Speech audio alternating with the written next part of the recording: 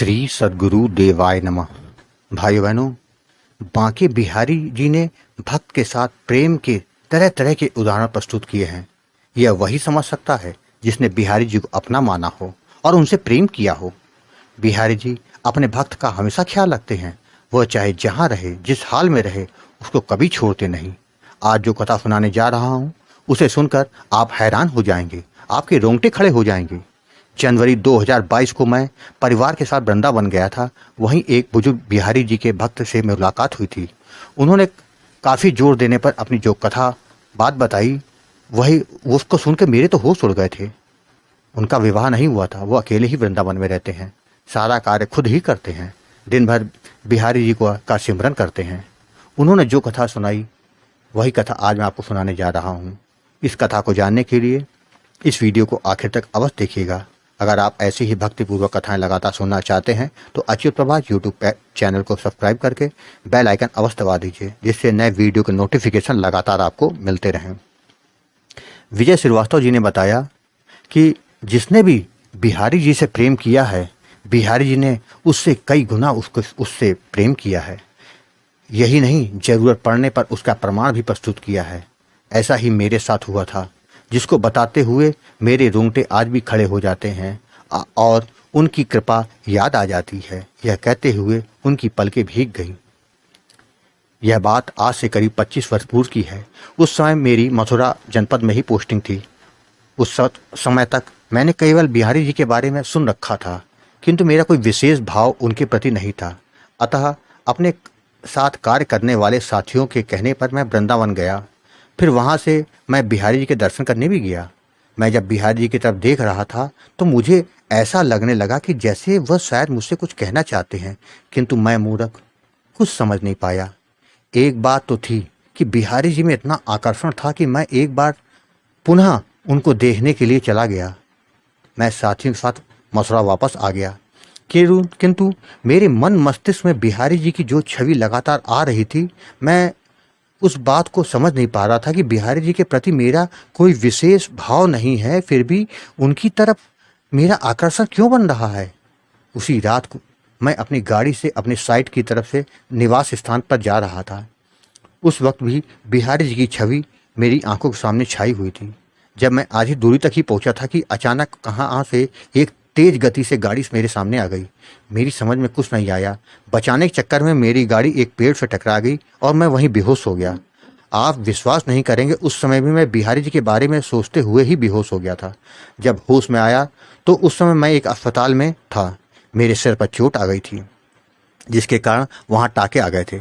मैंने डॉक्टर से पूछा तो उन्होंने कहा कि आपको सही समय पर यहाँ लाया गया, वरना शायद आपको बचाना मुश्किल हो जाता। मैंने पूछा कि मुझे कौन लाया था। डॉक्टर ने कहा, घुंघराले बाल वाले व्यक्ति की तरफ इशारा कर किया। वह कुछ दवाएं और फल लेकर आ रहा था। मैंने उससे कहा, धन्यवाद भाई, अगर आप नहीं होते तो मेरा क्या होता। वह तुरंत बोला कि कैसे ना होता, जिस समय यह हादसा हुआ तो उस वक्त मैं तुम्हारे साथ ही तो था। मैंने कहा, यह कैसे हो सकता है, उस समय तो मैं अकेला ही था। वह बोला कि दिन भर तो मैं तुम्हारे साथ ही तो था। खैर, मैंने तुम्हारे बारे में तुम्हारे साथियों को सूचित कर दिया है। तुम उनको मेरे बारे में मत बताना, वरना तुमको पागल कहेंगे। वह व्यक्ति मुड़ा और दरवाजे के बाहर जाने लगा। मैं आवाज़ देता रहा कि अपना नाम तो बता दो। मेरे कानों में आवाज़ पड़ी, बांके।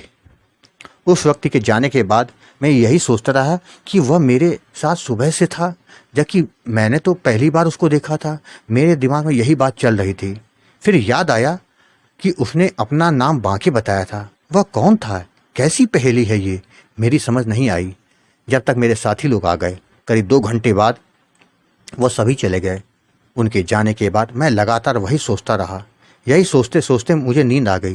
रात में मैंने स्वप्न में बिहारी जी को देखा। वो मेरे सामने खड़े हैं और बोलते हैं, तुम पिछले जन्म से मुझसे प्रेम करते हो। वही प्रेम तो था जो तुम मुझसे मिलने के बाद मेरे बारे में लगातार सोचते रहे। तो मुझे भी तुम्हारे साथ रहना ही तो था। मैं फूट फूट कर रोने लगा। मेरी नींद टूट गई। जब उठा तो मैं भी रो रहा था। यही सोचता रहा कि मेरे प्रभु, मेरे परमात्मा ने मुझे बचाया, मुझे अस्पताल में भर्ती कराया, मेरे सामने खड़े रहे। मैं मूर्ख पहचान नहीं पाया। मुझे ऐसे लगने लगा जैसे कई वर्षों से मैं बिहारी जी की भक्ति और प्रेम में डूबा हुआ हूँ।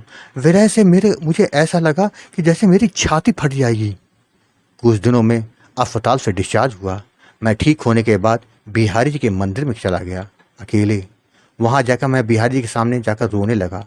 वहाँ काफ़ी देर तक रोता रहा और उनसे नासमझी की माफ़ी मांगता रहा। मैं बोला, प्रभु, यह दास आपको भूल गया था, किंतु आप नहीं भूले थे। इस दास को क्षमा कर दो प्रभु, आपकी शरण में ले लो, अपनी शरण ले लो प्रभु, कभी बिसराना मत, वरना अब मैं कहीं का नहीं रहूँगा। मैं 6 माह बाद रिटायर हो रहा हूँ, मुझे वृंदावन वास दे दो मेरे प्रभु। मेरा अब आपके सिवा कोई नहीं है, परिवार तो पहले भी नहीं था, अब आपकी शरण में ही रहूँगा। 6 माह के बाद मैं रिटायर हो गया। यहीं एक मकान खरीद लिया, वहीं रहने लगा। जब तक सांस चल रही है बिहारी जी और राधा रानी के शीश चरणों में पड़ा रहूंगा। जब बुलावा आ जाएगा तो इस पवित्र रज में शरीर छूट जाएगा। वैसे मैं जानता हूँ मेरे पास अब ज़्यादा समय नहीं बचा है। बिहारी जी ने मुझे सिग्नल दे दिया है। भाई बहनों, आपको बता दूं, 18 नवंबर 2022 को विजय जी बिहारी जी के शीश चरणों में विलीन हो गए। एक बात तो सत्य है, भक्त अपने भगवान को भूल सकता है, किंतु भगवान कभी अपने भक्त को नहीं भूलते। भगवान की यह कथा अगर आपको पसंद आई हो तो कृपया करके कमेंट में राधे राधे लिखना मत भूलिएगा। अगर आपके पास भी बांके बिहारी, राधा नाम या वृंदावन से जुड़े अनुभव हों तो उसको मेरे ईमेल या व्हाट्सएप पर भेज सकते हैं, जिस पर वीडियो बनाकर अपने चैनल में अवश्य प्रस्तुत करूंगा। ईमेल का पता, व्हाट्सएप नंबर वीडियो के डिस्क्रिप्शन में दिए हुए हैं। राधे राधे।